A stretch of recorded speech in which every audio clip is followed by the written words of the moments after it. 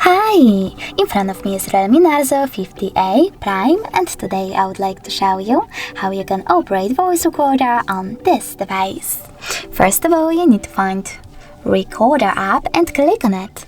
Then select Allow in the pop-ups. I already did that, so I can click on this red button right away and start my recording. If you wish to pause it or unpause it, tap on the middle button. In order to add a bookmark, click on the left one, and in order to end it and save it, click on the right one. Now tap on the right button again, and as you can see, my recording is over here. If you want to rename it, you need to hold it, choose those three dots at the top right corner, select Rename, type it in over here and choose Save.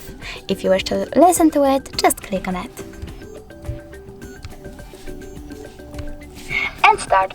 If you wish to delete it though, you need to hold it again, but this time choose this pin icon at the top right corner and select Allow in the pop-up. Thanks so much for watching. If you enjoyed this video, leave a like, comment and definitely subscribe. Bye!